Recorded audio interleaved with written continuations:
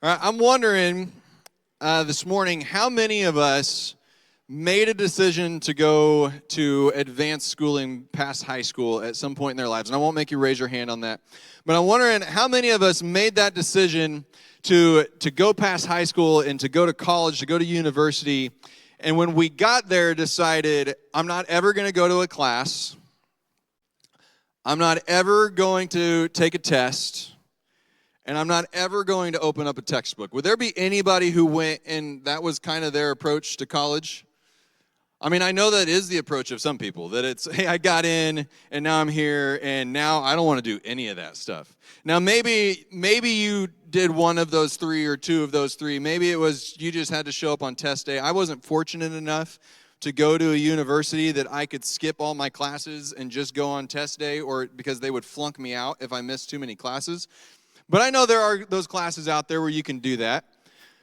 But I don't know anybody yet who has had the opportunity to go to university and to never show up to class and never take a test and still somehow get a diploma at the end of it. Has anyone ever heard of anybody who did something like that? Who made this big, huge commitment in their life and then did absolutely nothing with it. Didn't change anything about their lives. They approached it like it was just another day. No? Nobody? Okay, I didn't think so, but I don't like standing up here and making definitive statements that aren't true. So I wanted to just double check on that. I want to present this morning that that's kind of how we sometimes choose to follow Christ. Is that sometimes we have this moment, we have that moment where we got the letter in the mail for college that says you've been accepted.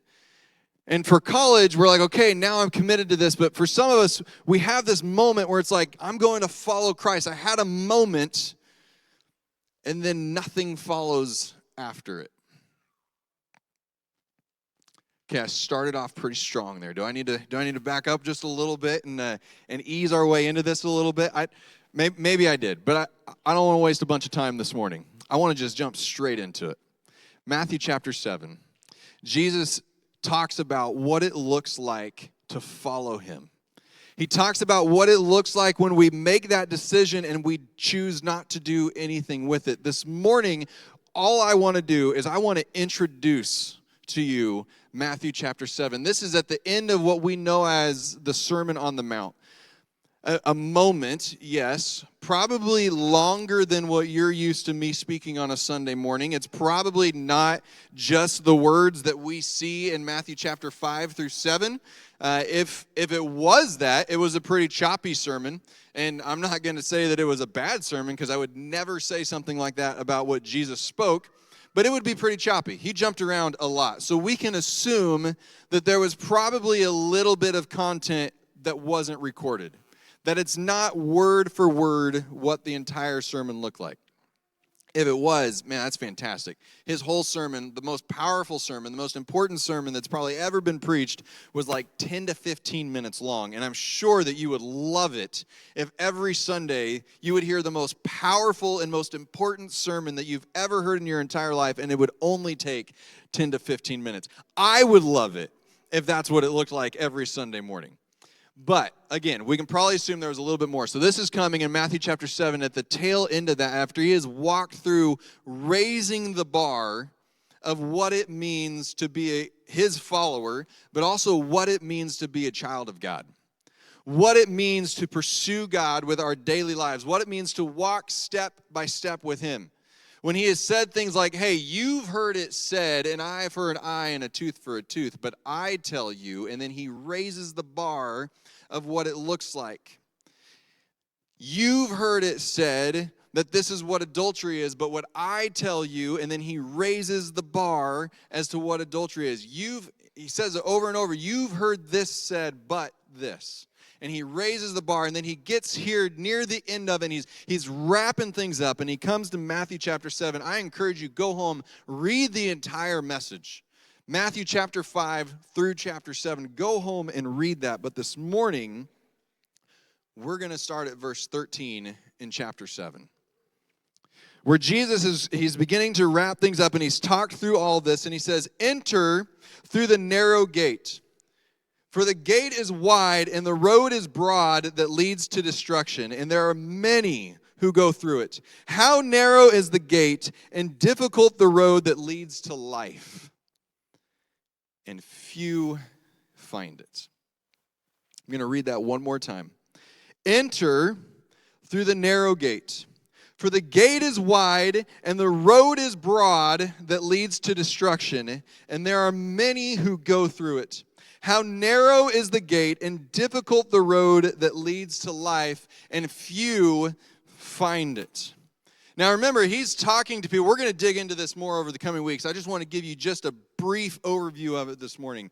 Remember that he is talking to people who would have actually heard how hard it is to get into heaven, how hard it is to have an eternity with God, how hard it is to be a follower of God, because they're living in a world with 680 some or 600 plus laws that they have to follow in order to be considered somebody who's actually pursuing God.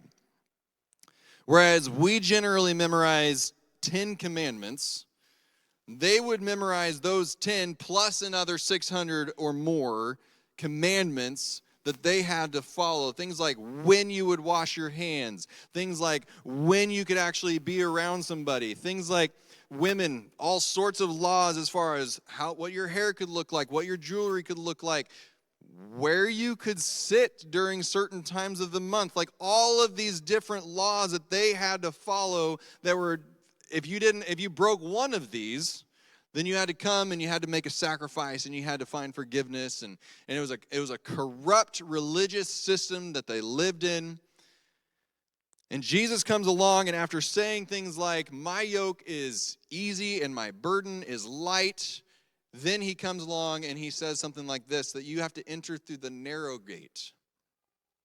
For broad is the one that leads to destruction.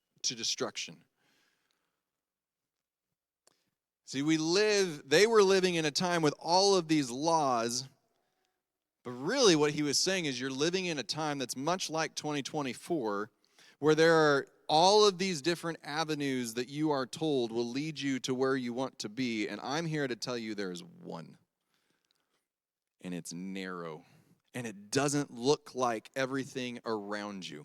It doesn't look like what all of your friends are doing. It doesn't look like even what all your religious leaders are doing. It looks like what I am doing.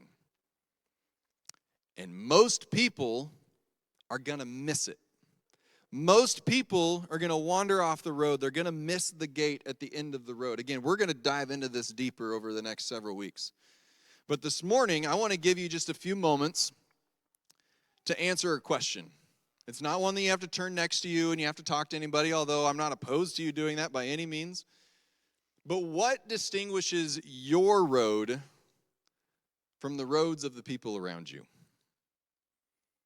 If you are sitting here this morning and you're saying, I am a follower of Christ, I have accepted him, I believe in him, I want to pursue him, I want to walk humbly together with him, Jesus tells us that that road is narrow and most people are on a different one. So what distinguishes your road from those around you?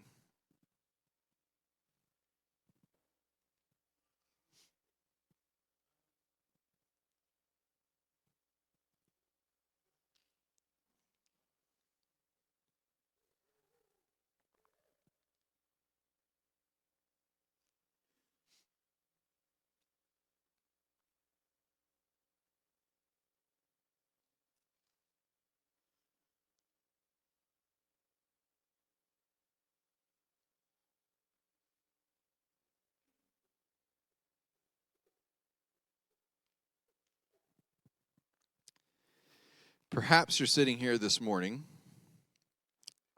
and you're actually thinking, I haven't chosen to walk down that road and I don't want to walk down that road. Then I would give an addendum question to you, a different question to you. Whose road are you walking down, and is that road working? I can't answer that one for you. But we're all walking down a road that somebody or some group of people is leading us down. So whose road are you walking down, and is it working? And for those of us who have said we have chosen to follow him, then I want us to continue to just kind of consider what distinguishes our road from all of those other roads that are all around us. And I know the silence is awkward and it's uncomfortable because we don't know how to be silent. But it's so often that in the silent moments, God reveals something to us.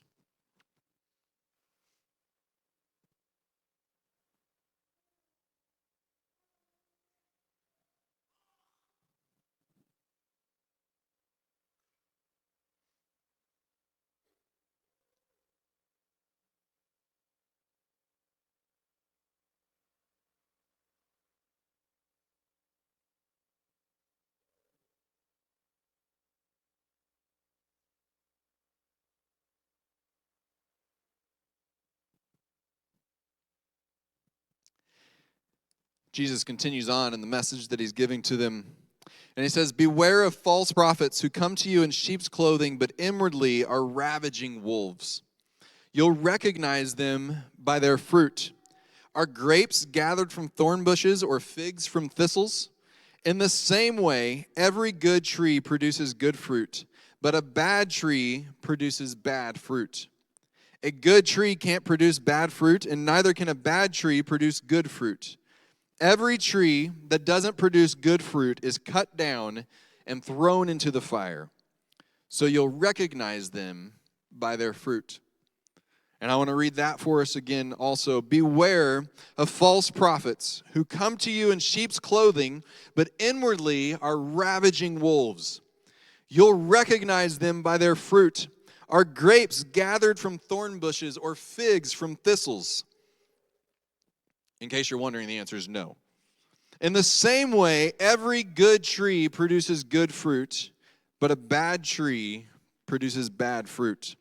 A good tree can't produce bad fruit, and neither can a bad tree produce good fruit. Every tree that doesn't produce good fruit is cut down and thrown into the fire. So you'll recognize them by their fruit." We live in a world that has news sources at our fingertips like never before. We live in a world that has opinions at our fingertips like never before. We live in a world that has conspiracy theories at our fingertips like never before. And every one of these brings out the truth as being the ultimate truth, and sometimes backs it up with a little bit of something behind it, and many times, if we're being honest, we know it doesn't.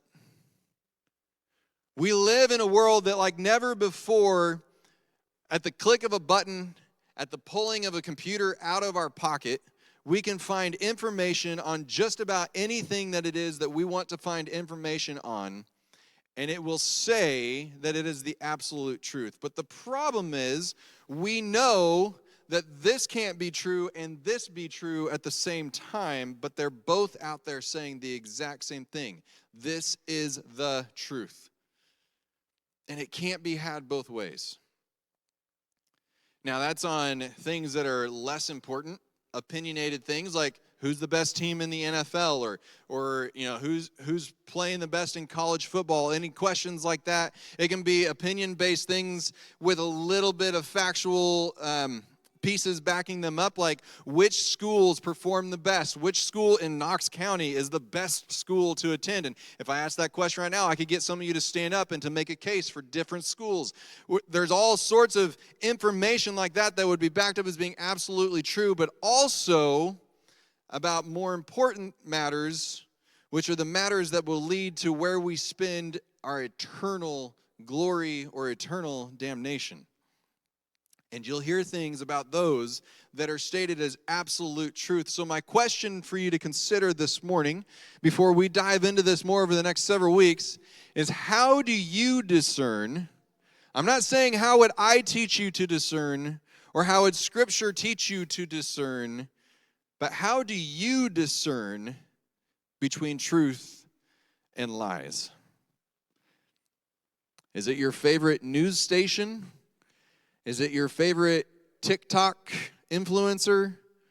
How do you discern between truth and lies?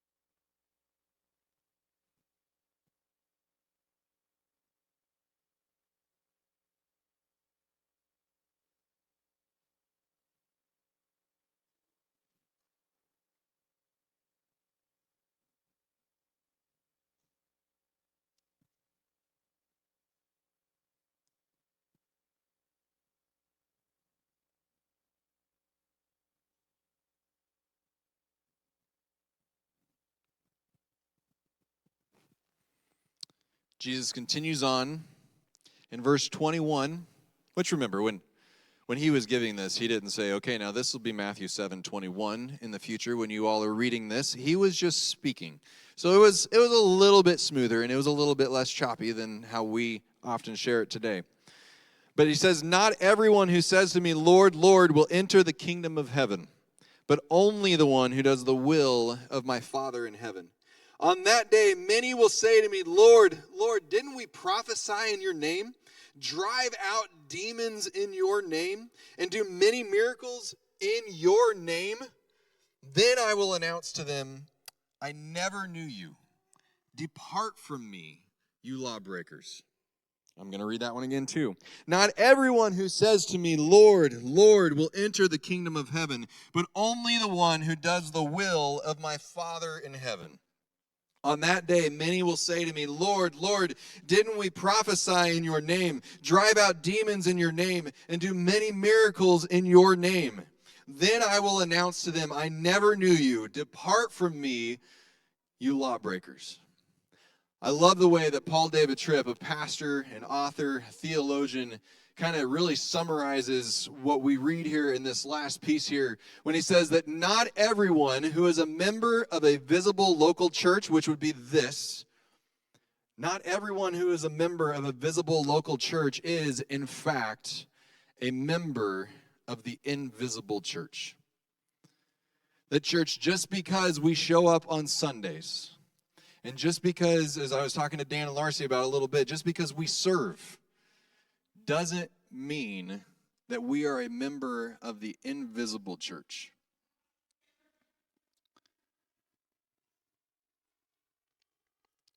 I love how the Church of God, which we are a part of, I mean, it's in our name, so it's a little easier for us to remember that we're a part of it, but the Church of God out of Anderson, Indiana, from the day that it was formed, said we're not going to have church membership. It's not going to be about how many times you show up or how much you give or a pledge that you sign. We're not going to have that kind of church membership. Now, granted, when we come time to vote at annual business meetings, we sit there and we say, now this is what it takes to be a member of the church so that you can vote. And I get it. There's a little bit of having it both ways there. That really just comes down to making it so that someone who has never been here before doesn't walk in and immediately change everything about the church. That's what that comes down to, if we're just being honest.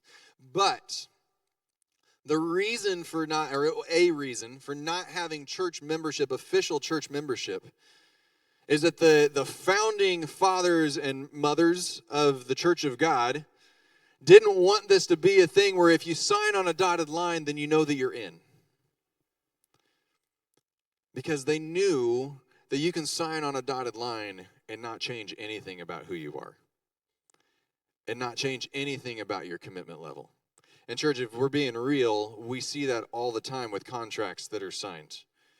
All the way from marriage contracts to sports contracts to whatever other kind of contract you want to mention. We see it all the time that there's signing on the dotted line and then there's okay, now let's get out of the contract that we signed.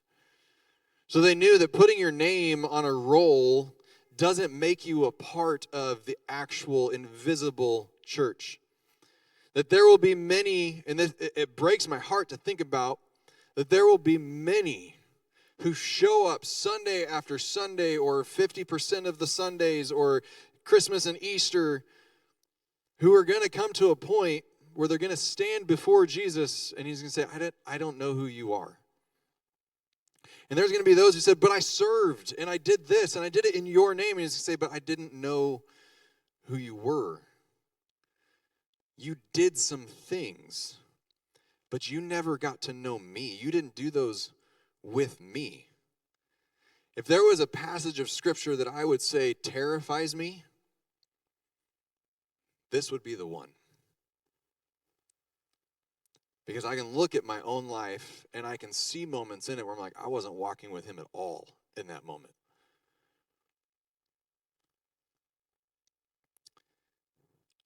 Are we intentional about our relationship with him, or do we take it for granted and say, because I said a prayer at one point, I'm good, I'm in?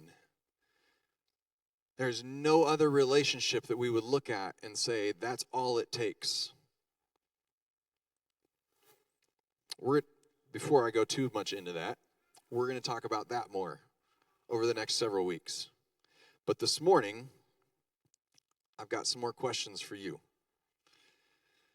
So this is a tough, I think, a tough passage to sit and to read and to realize this is Jesus telling us this.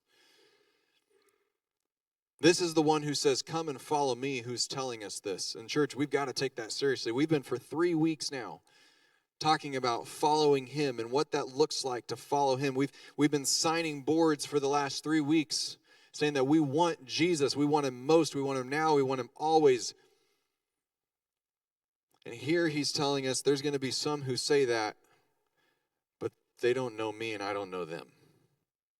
Now, don't get me wrong. That doesn't mean he doesn't know who they are or who they could be. But there's not a relationship there. So this morning, I'm going to invite you look at this throughout the course of this week, but I also want to give you some questions to consider throughout the course of your week. And we're going to start jumping into this over the next several weeks. And these are going to sound familiar to some of you who are doing the Practicing the Way course. What are your morning habits? You're probably not going to be able to think through all of those in this moment. And on your first run through this, you're probably going to be like, well, I get out of bed and I make my coffee and I eat breakfast. And then hopefully as you wrestle with this a little bit more, maybe it'll get a little bit more detailed and you'll realize, okay, I brush my teeth at some point over the course of the morning. Maybe you floss, you go to the bathroom. You're going to run through all sorts of things. And the more you look at this, the more you're going to see your morning habits and your routines. What are your workday habits? And I know, it doesn't matter if you go to work or you're staying at home, if you're retired, during that portion of the day that in the United States is considered to be the work day, what are your habits during that time? That's a much bigger block of time. For some of us, our habits are laid out for us by our job. For others, we get a little bit more freedom with what those look like. What are your workday habits? And then what are your evening habits? What does a typical evening in your home, in your life look like? And again, you're not going to have time to think through all of these right now. Because, I've done this now 3 or 4 different times, and every time like, oh yeah, that's one of my habits too that I just wasn't really considering. And I wasn't really digging in. But here's the big question that goes with all of those as you're running through what are my morning, my workday, and my evening habits. Where is Jesus in your day?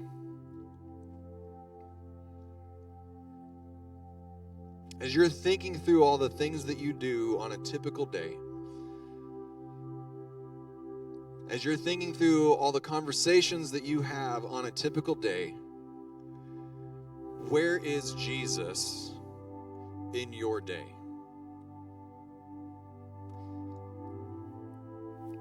It could be that you get to the end of really digging through this and you go, he's not in there anywhere. That on a typical day, I don't consider him once. I don't walk and step with him once. I don't talk to him once. I don't read his words once. He is not a thought on my mind until Saturday when I realize that I have to get up early on the weekend to go to church. Saturday, meaning when you go to bed on Saturday, not when you wake up on Saturday. Or maybe you're going to be on the total opposite side of that, and you're going to be like, when I'm brushing my teeth, that's a time for me to have a conversation with God, because while I can't talk to anybody else during that time, I can talk to him, and he understands every single word that I'm saying in that moment. As I sit down to eat my breakfast, it's not just a quick little, hey, God, thanks for this food and this grub, and then I move on and I chow it all down, and I don't ever consider, no, during that time, I'm genuinely thankful to God for what he has put on my plate and the nutrition that it's going to give me. Maybe you're on that end of the spectrum, or maybe you're somewhere in the middle of it. Where is Jesus in your day? When the day comes that you look to him and say, Lord, Lord, would he be able to look at you and say, I know who you are? Or would he look at you and say, I don't have any idea. This is the first time you've talked to me since you said a prayer of salvation a long time ago.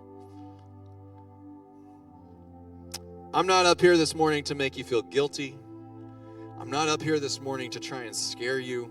I've been through plenty of messages where it felt like the pastor was just trying to make me terrified. I've heard that question over and over again. If you died tonight, tell me, where would you go? And I hate that question. But if we're not intentional about our relationship with him, which means that there will be things about our life that look different because of our relationship with him. If we're not intentional, church, it doesn't just happen by chance. There is an enemy who will do anything to get us to ignore our relationship with him. If you're waiting for something to happen by chance, it's more likely that you're going to walk away than you're going to walk towards. So I encourage you this week, just take a look. Take a look at your normal day. And if you're sitting here and you're going, I don't care about any of that, then I encourage you this week, look at whose path you are following and just ask, is it working? I can't tell you what answer you're going to come to. I can tell you what answer I think you're going to come to, but I can't tell you what your answer will be. Church, where is Jesus in our life? We're going to sing this morning. Courtney's going to sing a song here, and I'm actually going to do something that we don't normally do, and I'm going to discourage you from singing the words that are on the screen. Because it is so easy for us to sing somebody else's words and never sing our own. So if you want to read them, hey, go ahead and read them. But I'm going to discourage you from singing them out loud, because I want you to take this moment to say your own words to him and to maybe spend some time answering those questions that we asked this morning. My temptation is to walk up here and to tie this all up in a nice, beautiful bow that we can all walk out of here and we feel so good about everything. And that's the beauty of the gospel, is that it is wrapped up in a beautiful bow. That Jesus knows that none of us are going to be able to walk the road with him on our own. That none of us are going to find the way on our own. We're not going to find our way to that narrow gate on our own. That we're going to wander off of it. He knows all of that. That's the beautiful part, that he knows it, and yet he doesn't give up on us. That he makes promises of what it looks like on the other side of that narrow gate. And I would love, like I said, to wrap it up in that nice bow, but what I feel like we need to do is we need to wrestle with the words that Jesus has laid out before us in Matthew chapter 7. There is a beautiful end to the story. And Jesus is not the means to that end. As John Mark Comer says in the book, Practicing the Way, he is the end. It's there, and it's out there for us. But we have a part to play in the story. And we need to ask ourselves, are we doing our part in the story? Are we listening to his words for what we have in the story? Or are we just kind of hoping that it all works out? So I encourage you this week, wrestle with these questions. There may be other questions that come up, and you may be sitting there going, I don't have time to wrestle with these questions. Church, we don't have time not to wrestle with questions like this. Because someday this will be over.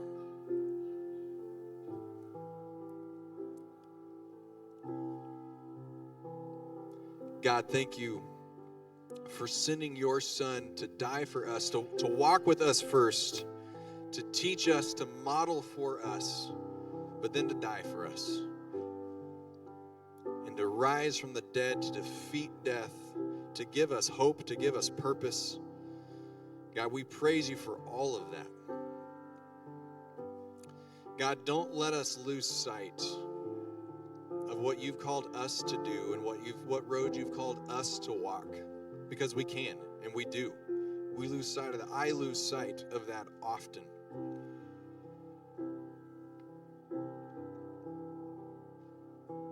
God, my prayer this week is that you would speak, that if we would stop and we would truly listen, that you would speak and we would hear it. I pray this in your name.